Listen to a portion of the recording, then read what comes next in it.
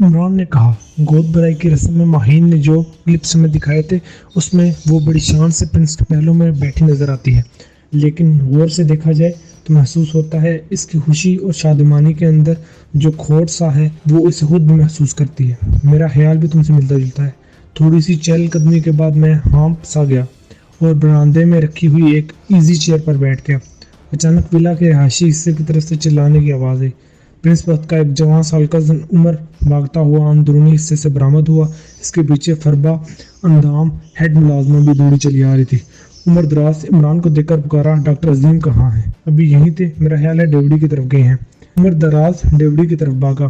फरबा अंदाम मुलाजमा sir तपा लरजती हुई हमारे पास पहुंची। वो रो रही थी। क्या हुआ? मैंने बल्टी जुबान में उससे पूछा।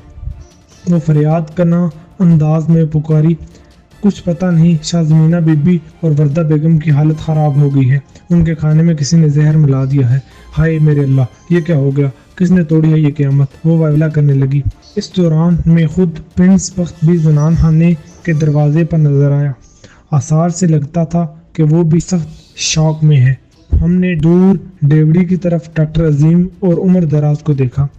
वो भागते हुए ज़नान खाने की तरफ आ रहे थे। जल्दी करो, प्रिंस दौड़ा। चंद ही सेकंड में वो सब जनान खाने में ओझल हो गए। शोर सुनकर माहीन भी अपने कमरे से निकल आई थी। जब हमने उसे बताया कि शाज़मीना के साथ कोई संगीन मामला हो गया है तो वो जैसे तड़प गई, तेजी से जनान खाने की तरफ चली गई। पूरे विला में एकदम ही सनसनी और तनाव की फिजा पैदा हो गई। हमने देखा तो लोग तेजी से जनान खाने में आ उड़ जा रहे थे। कुछ देर बाद हमने दूसरे सीनियर डॉक्टर शाहिद को देखा। वो भी भागा हुआ जनान खाने की तरफ आ रहा था। इसके साथ ही एक चित्राली मुलाजिम था जिसने नेबुलाइजर टाइप की कोई मशीन उठा रखी थी। हल्की बर्फबारी शुरू हो गई थी। मैं और इमरान कमरे में आ गए। इसी स्नाम में माहीन भी हांफती कांपती वहां पहुंच गई। इसकी आंखें रोने से सुर्ख हो रही थी। ये जहर खोरानी का केस है अंकल। शाज़मीना और उसकी वालिदा और प्रिंस बख्त आजकल रात का खाना इकट्ठे ही खाते हैं। उनके खाने में कुछ मिलाया गया है, कोई तेज किस्म का जहर है। माहीन की आवाज़ आंसू में डूबी हुई थी। लेकिन माहीन, प्रिंस तो ठीक है, इसे प्रिंस खुशकिस्मती ही कह ले।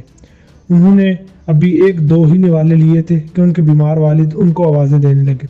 वो खाना छोड़कर इन्हें देखने चले गए, मगर जो एक दो लुकमे उन्होंने खाए थे वो भी थोड़ा बहुत असर कर गए हैं। प्रिंस को 2-3 बार वॉमिटिंग हुई, मगर शाज़मीना और आंटी शिद्दत गम से माहीन की आवाज़ बैठ गई। कौन हो सकता है ये? इमरान ने पूछा। गार्ड्स ने हांसामा समेत 3-4 मुलाजमों को कमरे में बंद कर दिया है, लेकिन जिस मुलाजमा ने खाना सर्व किया था वो अभी तक नहीं मिली। पता है वो कौन है? मैं और इमरान सवालिया नजरों से माहीन की तरफ देखने लगे। वो बोली, ये वही जवान साल हाजन रानी है जिसे चंद रोज पहले प्रिंस ने थप्पड़ मारा था। ये बड़ी मानी है सूरत हाल थी। मेरा तजर्बा था कि कई घरेलू मुलाजम जिनको ज़्यादा अहमियत दी जाती है वो पुराने भी होते हैं।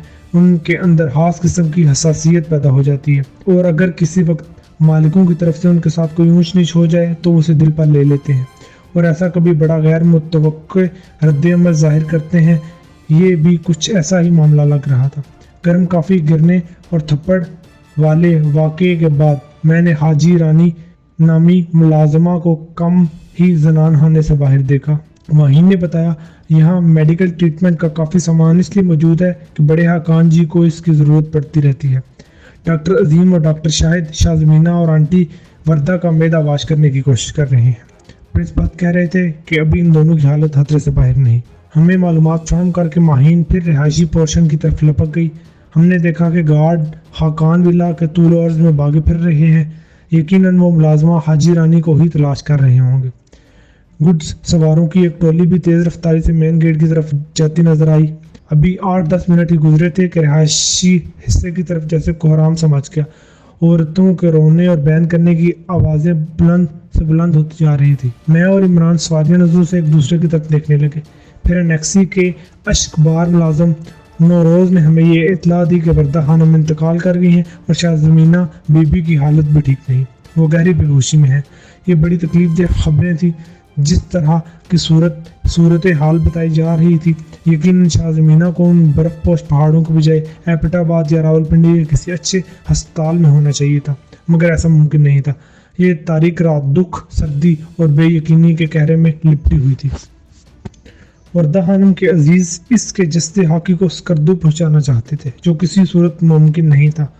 لہٰذا اس خوش پوش خوش ہلاک خاتون کو امانتاً ظہیرے کے قبرستان میں ہی دفن کر دیا گیا۔ خراب موسم کے باوجود پوری آبادی جنازے میں امڑ آئی۔ یہ ایک طرح سے ہر دل عزیز پرنس بخت کی مقبولیت کا ثبوت بھی تھا۔ وردہ خانم کا یوں اچانک چلے جانا سب کے لیے تکلیف دہ تھا، خاص طور پر ان کے شوہر شاہ زمینہ کے والد کے لیے۔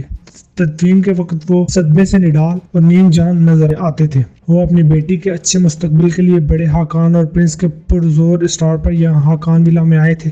انہیں کیا پتا تھا کہ یہاں اندرانہ بیگم جیسی خون اشام بلا موجود ہے، جو انہیں نیچا دکھانے کے لیے ہر حد گزر جائے گی۔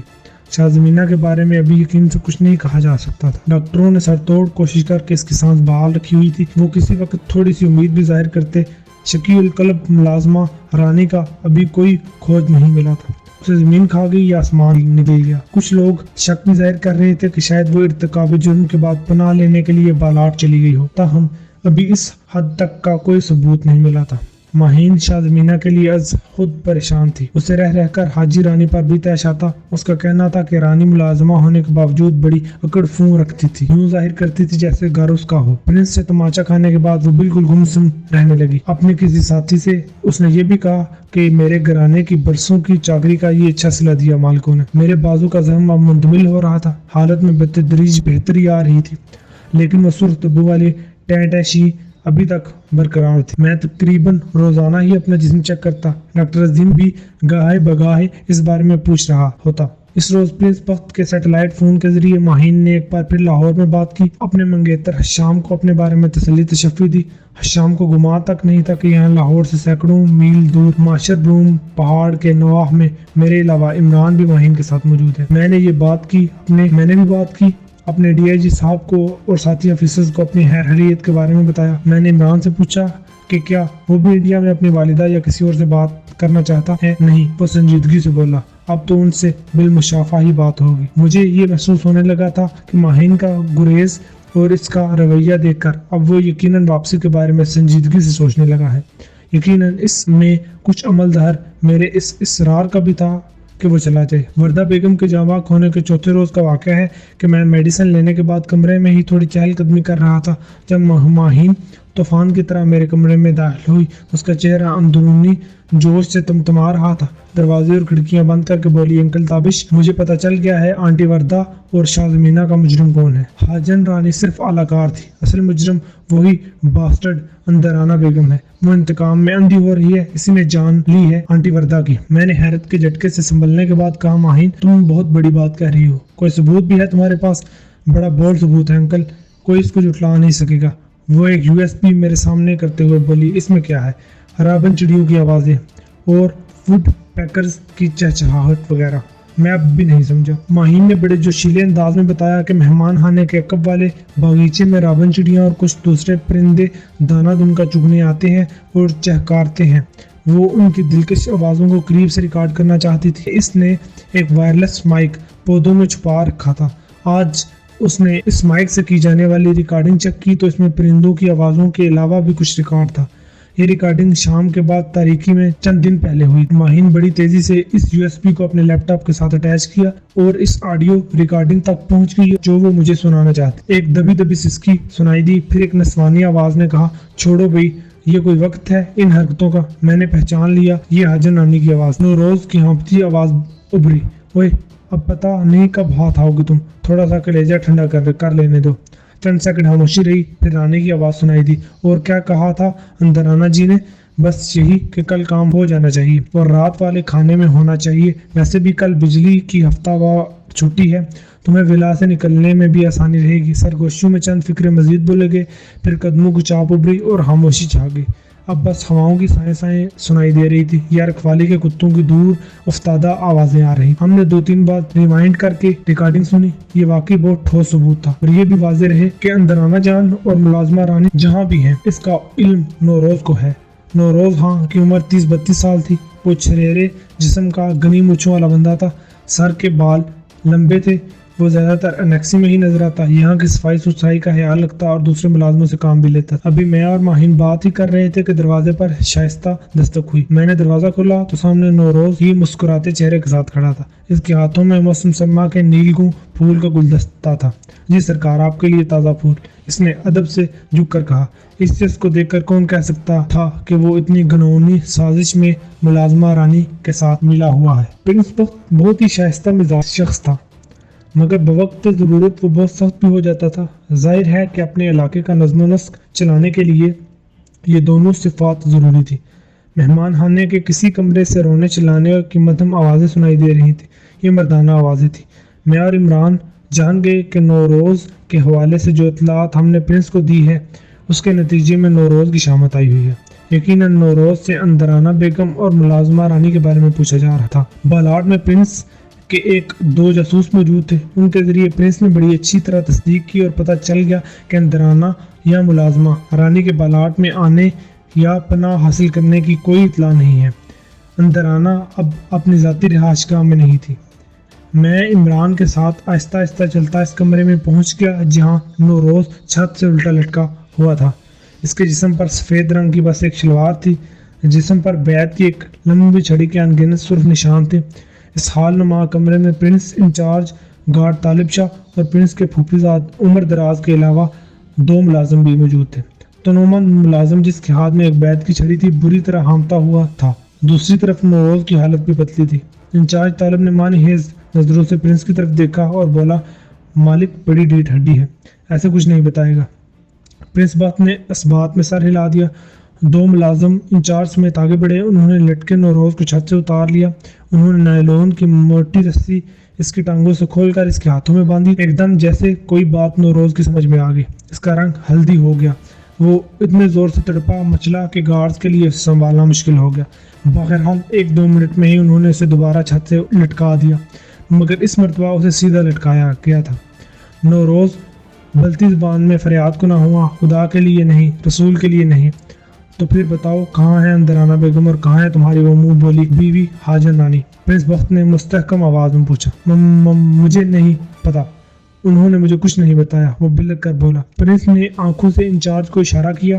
اس نے اپنے ماتحت کے ساتھ مل کر نوروز کی شلوار کے دونوں پنچوں کو ڈوریوں کے ذریعے باندھ دیا۔ تب ایک شخص ہاتھ میں ایک چھوٹا سا پنجرا لیے برآمد ہوا۔ اس میں بالکل برف کی طرح سفید رنگ کے دو تین موٹے تازے چوہے تھے۔ ان کی آنکھیں نارنجی رنگ کی تھی۔ وہ بار بار جارحانہ انداز میں اپنے دانت نکوسنے لگتے تھے۔ طالب شاہ کے دونوں ماتحتوں نے تڑپتے پھڑکتے نوروز کو دونوں ٹانگوں کو گھٹنوں کے پاس سے جکڑ لیا اور طالب شاہ نے نوروز کا آزار بند کھول کر تینوں چوہے اندر چھوڑ دیے۔ چند ہی لمحوں میں نوروز کی آہو بکا فلک شگاف ہو گئی۔ وہ ایسے پھڑک رہا تھا جیسے وحشت میں خود ہی اپنے جسم کے بکھرے کر لے گا۔ دیکھتے ہی دیکھتے اس کی سفید شلوار پر سرخ داغ نمودار ہونے لگے۔ اب صرف نوروز ہی نہیں، اس کی شلوار بھی پھڑک رہی تھی۔ ایک منٹ کے اندر اندر نوروز کی ہمت جواب دے گی۔ وہ گلے پر چھری پھرنے والے بکرے کی طرح چلایا، میں مر جاؤں گا، میں بتاتا ہوں۔ انچارج طالب کے دونوں ماتحتوں نے ہاتھوں پر خاص قسم کے دستانے پہن لیے تھے، جیسے انہیں پہلے ہی معلوم ہو کہ نوروز ہتھیار ڈالنے والا ہے۔ اس کی شلوار کے اندر سے چوہوں کو دبوچ کر باہر نکالا گیا اور پنجرے میں بند کر دیا گیا، تاہم نوروز کو اسی طرح لٹکا رہنے دیا۔ نوروز نے کرناک لب و لہجے میں جو بتایا اس سے تصدیق ہو گئی کہ اندرانہ اس کی بیٹی زرش اور ملازمہ رانی میں سے کوئی بالاٹ نہیں گیا۔ وہ تینوں ذخیرے کی آبادی سے قریباً 3 کلومیٹر آگے گڑی نامی ایک مختصر سی بستی میں موجود تھی۔ یہ بستی مشکل سے 150-200 نفوس پر مشتمل تھی۔ ایک طرح سے یہ دونوں متحارب بستیوں یعنی ظہیرے اور بالاٹ کے درمیان میں واقع تھی۔ وہاں نوروز کے ایک ماموں کا آبائی گھر کافی عرصے سے خالی پڑا تھا۔ اندرانہ بیگم اور زرش اپنے گھر سے نکلنے کے بعد بڑی رازداری کے ساتھ وہیں ٹھہری ہوئی تھی۔ اب ملازمہ رانی بھی وہیں پداری تھی۔ حقان ولا میں کسی کے وہم و گمان میں بھی نہیں تھا کہ اندرانہ اور زرش ولا سے صرف 3 کلومیٹر کے فاصلے پر ایک چار دیواری میں موجود ہے۔ پرنس بخت اور اس کے ساتھیوں کا شک کسی بھی طرح نوروز جیسے وفادار ملازم پر نہیں جا سکتا تھا۔ یہ جو بھی ہوا صرف ماہین کی وجہ سے ہو پایا تھا۔ اس کے کیے ہوئے انکشاف نے سارے پول کھو دیے تھے۔ نوروز سے معلومات حاصل ہونے کے بعد وقت ضائع کرنا بیوقوفی ہی ہوتی۔ فی الفور 3 گاڑیاں گھڑی نامی بستی میں جانے کے لیے تیار ہو گئی۔ عمران کے اصرار پر میں بھی اس کے ساتھ پرنس والی لینڈ کروزر جیپ میں سوار ہو گیا۔ میں اب چلنے پھرنے کے لائق ہو چکا تھا۔ پختہ اور نیم پختہ رستے پر سفر کر کے گاڑیاں صرف 20 منٹ کے اندر ہی گڑی نام کی اس برف پوش بستی میں پہنچ گئی۔ یہاں ڈیزل سے چلنے والے چند آرے لگے ہوئے تھے جو اب ویران پڑے تھے۔ موسم گرما میں جنگل کی کٹائی سے حاصل ہونے والی لکڑی کو یہاں مزید کاٹا جاتا تھا۔ بستی کے لوگ پرنس اور اس کے مسلح گارڈ کو دیکھ کر جہاں بہت مؤدب نظر آئے، وہاں اس اچانک آمد پر کچھ حیران بھی دکھائی دیے۔ زخمی نوروز کی نشاندہی پر طالب شاہ کی معیت میں مسلح گارڈ تیزی سے اس گھر میں داخل ہوئے جہاں تینوں خواتین موجود تھیں۔ نوروز کے ماموں کا یہ پتھریلا گھر کافی کشادہ تھا اور تین اطراف سے برف پوش چٹانوں میں گھرا ہوا تھا۔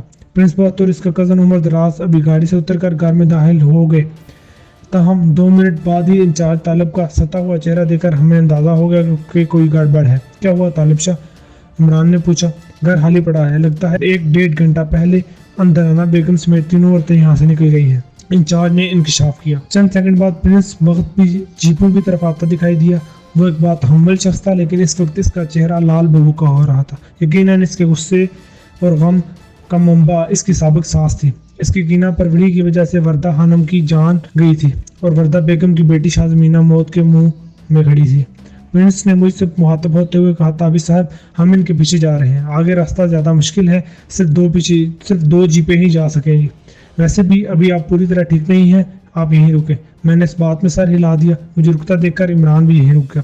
2 گاڑیاں اچھلتی کودتی بالاٹ جانے والے رستے پر ہو لی۔ غالب امکان یہی تھا کہ اندرانہ اور زرش اور ملازمہ بالاٹ کی طرف ہی گئے ہیں۔ وہاں پرنس کا دشمن اول شنگرے انہیں پناہ دے سکتا تھا۔ زخمی نوروز پرنس کے ساتھ ہی روانہ ہوا۔ پرنس کے 5-6 مسلح محافظ بھی یہیں ہمارے ساتھ رک گئے تھے۔ میں اور عمران گھر کے اندر پہنچے۔ نوروز کا ماموں کھاتا پیتا شخص لگتا تھا۔ کسی وقت یہ گھر کافی آرام دہ رہا ہوگا، لیکن اب ہر طرف ویرانی ہی تھی۔ اس گھر میں ایک تہہ خانہ بھی تھا۔ ہم چند زینے اتر کر تہہ خانے میں پہنچے تو نیم گرم محسوس ہوا۔ ایک بڑی انگیٹھی کو دیکھ کر پتہ چلا کہ 1.5-2 گھنٹے پہلے اس میں آگ روشن رہی ہے۔ تہہ خانے میں کھانا پکانے کا انتظام بھی تھا۔ نوروز نے یہاں 2-3 ہفتوں کا راشن بھی ڈال دیا تھا، جس میں خشک گوشت، خشک دودھ بھی نظر آ رہا تھا۔ 2 آرام دہ بستر تھے۔ ملازمہ رانی غالباً فرش پر بچھے گدے پر سوتی رہی تھی۔ تہہ خانے میں مختلف اشیاء ادھر ادھر بکھری ہوئی تھی۔ عمران نے کہا، لگتا تو یہی ہے کہ اس منحوس اندرانہ کو کسی طرح نوروز کے پکڑے جانے کی خبر مل گئی اور وہ بیٹی اور ملازمہ کے ساتھ منہ اندھیرے نکل بھاگی۔ میں اس بات میں سر ہلایا، لیکن یہاں ایک سوال یہ بھی اٹھتا ہے کہ اگر اندرانہ نے شنگرے خان کے پاس ہی پناہ لینا تھی تو وہ پہلے کیوں نہ آ گئی، یہاں کیوں چھپی رہی؟ ہو سکتا ہے کہ اس سے اپنے پکڑے جانے کا وہم و گمان بھی نہ ہو۔ یہ تو ماہین کی ریکارڈنگ کی وجہ سے ان کی پلاننگ درہم برہم ہو گئی۔ ویسے جناب یہ بھی ہو سکتا ہے کہ حاقان ولا سے نکلنے کے بعد اندرانہ نے بالاٹ میں پناہ لینے کا سوچا ہو، مگر وہاں شنگرے خان وغیرہ نے انکار کر دیا ہو۔ انہوں نے سوچا ہو کہ دشمنی اور بڑھ جائے گی۔ ہاں، یہ بھی ہرگز امکان نہیں۔ پرنس کے جو گارڈ یہاں رہ گئے تھے ان میں سے 2 اوپر سین میں موجود تھے، باقی 3-4 گھر کے سامنے پہرا دے رہے تھے اور بستی کے لوگوں کو دروازے سے دور رکھے ہوئے تھے جو اپنے تجسس کی وجہ سے قریب آنا چاہتے تھے۔ سینے میں جلن سی ہونے لگی تھی۔ عمران نے میری طبیعت دیکھنے کے بعد مجھے بستر پر نیم دراز ہونے پر مجبور کر دیا۔ جب میں بستر پر نیم دراز ہوا تو مجھے تہہ خانے کی چھت قریب واضح مستطیل روشن دان کے باہر کا منظر دکھائی دینے لگا۔ روشن دان پر شیشہ لگا ہوا تھا۔ شیشے کے اس پار اونچے نیچے برف پوش پتھر تھے اور کچھ ٹڈمڈ پودے دکھائی دینے لگے۔ اچانک مجھے محسوس ہوا کہ میں نے ان پتھروں اور پودوں کے بیچ کسی کو حرکت کرتے ہوئے دیکھا ہے، اور وہ جو بھی ہے جانور نہیں ہے۔ یوں لگا جیسے وہاں کوئی دبکا ہوا ہے۔ میں نے عمران کو یہ بات بتائی۔ پھر ہم دونوں سیڑھیاں چڑھ کر مکان کے عقبی دروازے کے پاس پہنچ گئے۔ عمران لوہے کا عقبی دروازہ کھولا تو ایک گارڈ بھی بھاگا ہوا آیا۔ کیا ہوا صاحب جی؟ اس نے پوچھا۔ میں نے ہونٹوں پر انگلی رکھ کر اسے خاموش رہنے کا اشارہ کیا۔ ہم تینوں احتیاط سے باہر نکل گئے۔ مطلع ابر آلود تھا اور کچھ دھند بھی محسوس ہو رہی تھی۔ ٹڈمڈ پودوں اور اونچے نیچے پتھروں میں ہم نے دیکھا کہ اچانک عمران بجلی کی سی تیزی سے حرکت میں آیا۔ اس نے ایک بڑے پتھر کے پیچھے کسی کو دبوچ لیا۔ ایک تیز نسوانی آواز ابھری۔ وہ جو کوئی بھی تھا کو عمران سے چھڑانے کی کوشش کر رہی تھی۔ ہم بھی پہنچ گئے۔ میں بھی عمران ہی کی طرح ششدر رہ گیا۔ عمران نے بکھرے بالوں والی جس خوبصورت لڑکی کو پکڑا تھا وہ کوئی اور نہیں، پرنس کی سابق بیوی اندرانہ کی بیٹی زرش جہاں تھی۔ وہ ابھی تک اس قیمتی لباس میں تھی جسے چند روز پہلے حاقان ولا سے گئی تھی۔ مجھے اس کے چہرے پر تماچو کے گہرے نشان نظر آئے جو غالباً 1 آدھ دن پہلے کے تھے۔ نچلا ہونٹ بھی پھٹا ہوا تھا۔ وہ بس روتی جا رہی تھی۔ कभी कबायली जुबान में बोलने लगती, कभी शिकस्ता उर्दू में वावेला करने लगती। कह रही थी मुझे छोड़ दो, मुझे जाने दो, मैं मरना चाहती हूँ। इस दौरान में प्रिंस बख्त और इसके साथी अंदराना बेगम की तलाश में नाकाम होकर वापस आ गए। प्रिंस ने जर्श जहां को हमारे साथ हस्ता हालत में देखा तो शिश्तर रह गया। दीगर लोगों का भी यही हाल हुआ। सब समझ रहे थे कि जर्श अपनी माँ के साथ ही यहाँ से निकल गई। मैंने सारी बात प्रिंस के गोश्त गुजार कर दी। प्रिंस ने अभी तक जर्श को मुहातब नहीं किया था। वो बेरुखी से मुंह फेरे बैठी थी। प्रिंस ने कमरे से बाहर आकर मुझसे कहा, आप इससे पूछिए कि ये यहाँ कैसे पाई जाती है और इसे किसने मारा पीटा है। मैंने कहा अभी ये कुछ बताने की पोजीशन में नहीं है। मेरा ख्याल है कि अभी विला में ले चलते हैं, इसे कुछ पुरसुकून होने का मौका देते हैं। प्रिंस ने तायदी अंदाज में सर हिलाया। जब मैं और इमरान ने इससे हाकान विला में चलने को कहा तो वाड़ गई और बोली, मैं अब इस चार दीवारी में नहीं जाऊंगी। मेरा और प्रिंस बख्तावर का अब कोई रिश्ता मौजूद नहीं रहा। इमरान ने कहा, तो फिर कहाँ जाओगी? वो इस बात का जवाब नहीं दे पा रही थी। आखिर कोशिशें बिस्यार के बाद वो इस हद तक तैयार होगी कि हाकान विला के मेहमान खाने तक चली जाएगी, मगर प्रिंस या इसकी फैमिली के किसी रुकन का सामना हरगिज नहीं करेगी।